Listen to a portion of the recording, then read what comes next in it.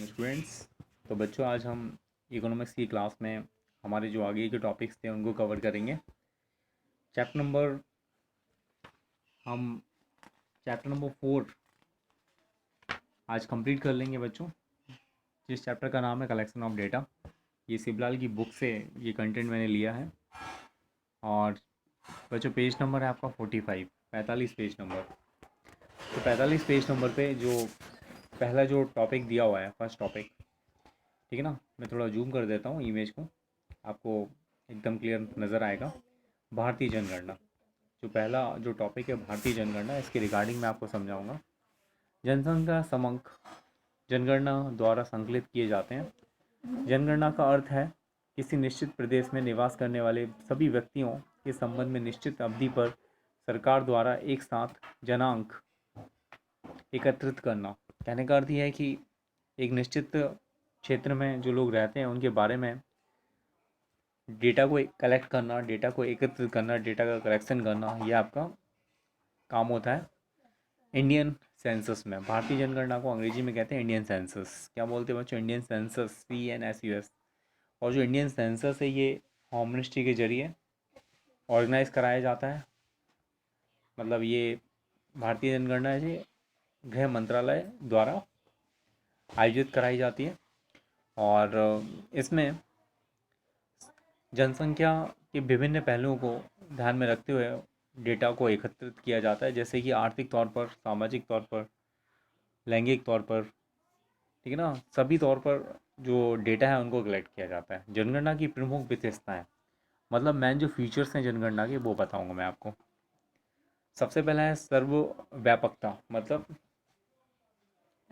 एक्सपेंसिबिलिटी, इसको अंग्रेजी में कहेंगे। इसका अर्थ है कि जनगणना में देश के प्रत्येक व्यक्ति के विषय में बिना अपवाद की जानकारी एकत्रित की जानी चाहिए। मतलब whatever information we collect ना, that should be reliable and credible and authentic. अगला पॉइंट है एक साथ आगणक, एक साथ आगणन, मतलब एक साथ सारी काउंटिंग जो होती है ना लोगों को लेकर, वो एक साथ की जाती है इसमें। जनगणना से संबंधित सभी सूचनाएं एक निश्चित समय बिंदु के संदर्भ में संकलित की जानी चाहिए। ऐसा ना होने से समंकों का तुलनात्मक अध्ययन नहीं किया जा सकता। मतलब सभी जगह, सारे राज्यों में, सारे क्षेत्रों में लोगों को लगाया जाता है जनगणना के लिए, और एक ही समय पर लगाया जाता है। और सभी को कुछ प्रमुख बिंदु दिए जाते हैं, सभी के बिंदु समान होते हैं, उन बिंदुओं के आधार पर वो जानकारी को एकत्रित करते हैं हम। अगला पॉइंट है बच्चों एक निश्चित परिभाषित क्षेत्र। इसका मतलब ये हो गया कि वन डेफिनेट रीजन। जनगणना किसी निश्चित भूप्रदेश की जाती है। यह भूप्रदेश परिभाषित भौगोलिक अथवा राजनीतिक क्षेत्र होना चाहिए। So the information we collect that should be physiological and demographical same. इसके बाद है नियमितता। नियमितता मतलब होता है रेगुलरिटी। जनगणना एक निश्चित अवधि पर नियमित रूप से की जानी चाहिए। So what ever census held in India that should B occur after a particular duration of time. और जो टाइम ड्यूरेशन है वो 10 ईयर है। 10 साल में जनगणना होती है हमारे हमारे भारत में। हर एक प्रदेश में हर 10 साल में जनगणना जो सेंसस है उसको ऑर्गेनाइज किया जाता है गृह मंत्रालय द्वारा। और NSO आपको पता होगा, आपने सुना होगा, नेशनल स्टैटिस्टिकल ऑर्गेनाइजेशन, ये गृह मंत्रालय के अंतर्गत ये एजेंसी काम करती है।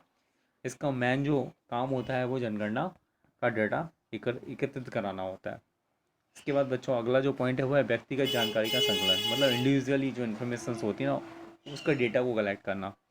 प्रत्येक व्यक्ति तथा उसके परिवार के विषय में से आर्थिक व सामाजिक जानकारी एकत्रित की जाती है। मीन्स सोशल और इकोनॉमिकली जो इन्फॉर्मेशन होती है ना, हर एक इंडिविजुअल की फैमिली से, हर एक इंडिविजुअल के तौर तरीक़ों से सारी की सारी इन्फॉर्मेशन को कलेक्ट किया जाता है। सरकार द्वारा जनगणना किया जाना, जो गवर्नमेंट होती है ना, जो गृह मंत्रालय, जो आपकी होम मिनिस्ट्री होती है, उसके ज़रिए ये सेंसस ऑर्गेनाइज किया जाता है, जिसके अंतर्गत एक एजेंसी NSO वो इसको करती है, ऑर्गेनाइज करती है। सरकार द्वारा जनगणना किया जाना, ये हो गया कंप्लीट। संपादन एवं प्रकाशन, इसके बाद संपादन मतलब एडिशन, और साथ ही साथ प्रकाशन मतलब पब्लिशिंग। ये वाला वर्क भी गवर्नमेंट एजेंसी द्वारा किया जाता है। और एक और मैं आपको मुख्य जो बात है जनगणना से संबंधित है मैं आपको बताना चाहूँगा। जो NSSO है, मतलब जिसको हिंदी में कहते हैं राष्ट्रीय न्याय दर सर्वेक्षण संगठन, और अंग्रेजी में NSSO को कहते हैं नेशनल स्टैटिस्टिकल सर्वे ऑर्गेनाइजेशन। नेशनल, एन से आपका होगा नेशनल, और ऐसे होगा स्टैटिस्टिकल, और ऐसे होगा सर्वे, और उससे होगा ऑर्गेनाइजेशन। ये जो एजेंसी है ये फाइनेंस मिनिस्ट्री ने 1950 में 1915 में इसको इस्टेब्लिश किया था, और 1957 में इसमें कुछ मिनिस्टर्स को रखा था, मिनिस्टर की काउंसिल को बनाया गया था, जो कि अलग अलग पहलुओं पर हर वर्ष सामाजिक आर्थिक सर्वेक्षण कराती हैं। तो बच्चों ये पेज कंप्लीट हुआ है। इसके बाद मैं आपको नेक्स्ट पेज के बारे में बताऊंगा। अगला जो पेज है आपका, नेक्स्ट पेज पे आप देखेंगे बच्चों, यहाँ लिखा है मंत्रालयों के लिए संपर्क समंक संकलन। मतलब जो मिनिस्ट्री है उसके लिए जो डेटा है, उस डेटा को एकत्रित कराने का जरिया, ठीक है ना, तरीका, तो वो मैं आपको बताना चाहूँगा। सबसे पहले इस संगठन का प्रमुख कार्य विभिन्न मंत्रालयों व योजनाओं आयोग के लिए राष्ट्रीय आय तथा अर्थव्यवस्था के विभिन्न आर्थिक व सामाजिक पहलुओं पर संकलन करना है। मतलब जो अलग अलग जो डायरेक्शंस हैं उनके लिए अलग अलग डायरेक्शंस को लेकर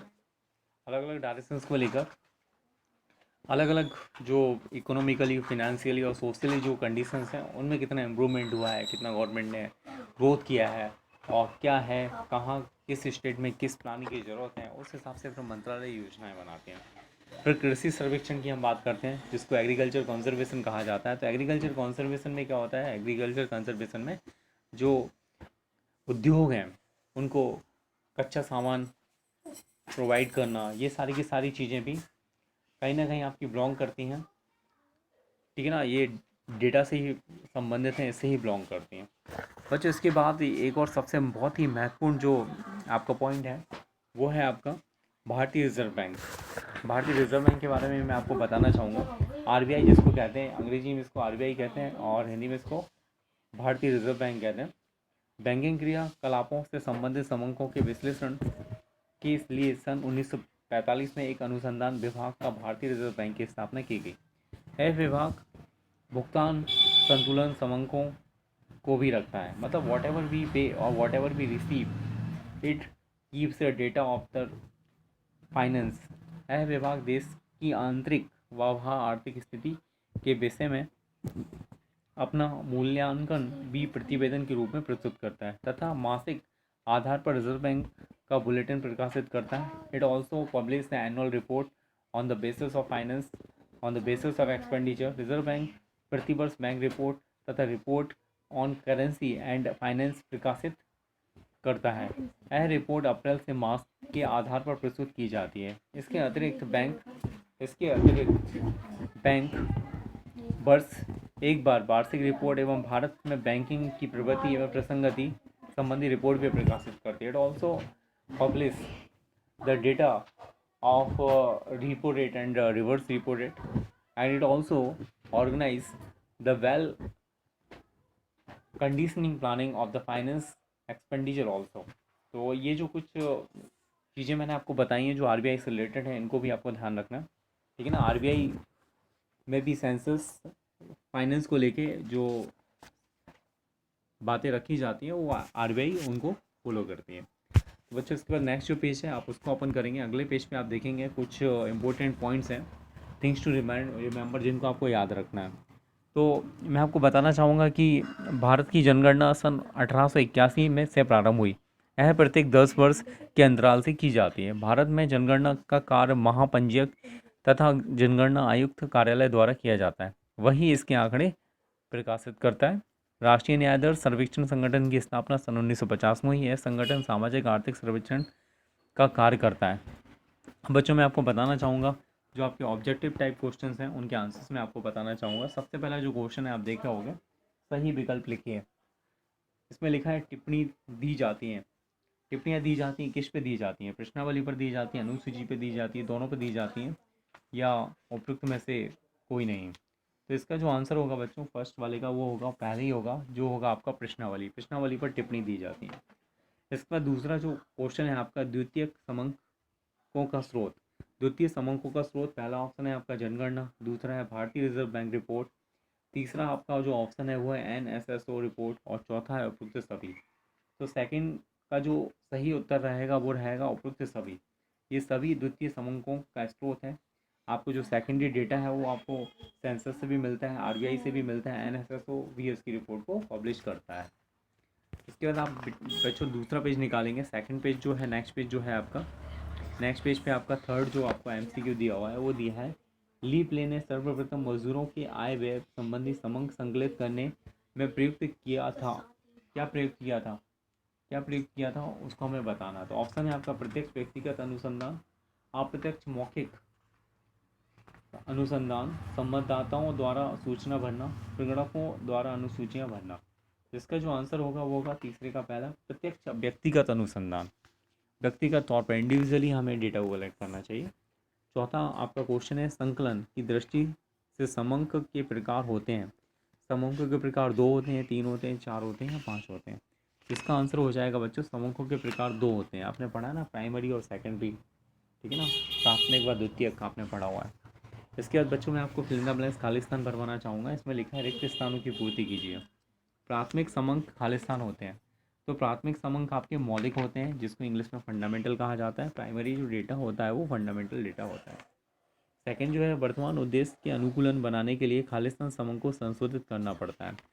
तो वर्तमान उद्देश्य को अनुकूलन बनाने के लिए हमें सेकेंडरी डेटा की ज़रूरत होती है, जिसको हिंदी में कहते हैं द्वितीय समंक।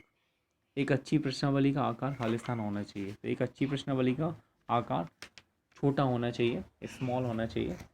उत्तरों के लिए स्थान छोड़ना खालिस्तान में आवश्यक होता है। तो उत्तरों के लिए स्थान छोड़ना अनुसूची में आवश्यक होता है। भारत में जनगणना कितने वर्षों में होती है? सेंसस जो होता है इंडिया में वो हर 10 वर्ष में होता है, हर 10 वर्ष में होता है। प्रश्नावली में खालिस्तान स्पष्ट व संक्षिप्त होने चाहिए। तो प्रश्नावली में जो खालिस्तान है वो इंस्ट्रक्शन बेस होना चाहिए, निर्देशन स्पष्ट व संक्षिप्त होना चाहिए। अगला जो है आपका क्वेश्चन वो है टिप्पणी बेस। टिप्पणी नहीं, आपको सत्य असत्य में उत्तर देना है। प्राथमिक समंक मौलिक होते हैं। तो प्राथमिक समंक मौलिक होते हैं, ये बात तो सही है, ये आपका ट्रू रहेगा। जो प्राइमरी डेटा होता है वो फंडामेंटल होता है। इसके बाद बच्चों अगला लिखा, राष्ट्रीय न्याय दर सर्वेक्षण संगठन की स्थापना 1950 में की गई थी। तो ये बात भी सही है। जो आपका एनएसएस है, नेशनल स्टैटिस्टिकल सर्वे ऑर्गेनाइजेशन है, उसका एस्टेब्लिशमेंट 1950 में हुआ था। इसके बाद अगला है आपका, समंक 4 प्रकार के होते हैं। तो बच्चों समंक 2 प्रकार के होते हैं, प्राइमरी और सेकेंडरी, प्राथमिक और द्वितीयक। तो ये बात तो आपकी गलत हो गई, असत्य हो गई। प्रश्नावली के अंतर्गत प्रश्नों के उत्तर सूचक स्वयं देता है। तो प्रश्नावली के उत्तर सूचक स्वयं देता है, ये बात सत्य है। मतलब जो क्वेश्चनरी मेथड है उसमें जो इंस्ट्रक्टर है वो क्वेश्चंस के आंसर्स इंडिविजुअली कलेक्ट करता है। 5वां पॉइंट है आपका, अनुसूची में टिप्पणियाँ दी जाती हैं। तो अनुसूचियों में टिप्पणी दी जाती हैं, ये बात असत्य है, क्योंकि अनुसूचियों में बेसिकली जो क्वेश्चंस होते हैं उनको लेकर आंसर्स को इकट्ठा किया जाता है। अब इसके बाद आपकी सही जोड़ियाँ हैं। जो पहला है, द्वितीय समंक होते हैं। द्वितीय समंकों के स्रोत, तो द्वितीय समंकों के जो स्रोत हैं वो हो जाएगा आपका reserve bank of India bulletin. प्राथमिक समंक संकलन विधि, तो इसका सेकंड का हो जाएगा फर्स्ट वाला, प्रश्नावली भरभाकर। एनएसओ की स्थापना सन 1950 में हुई थी।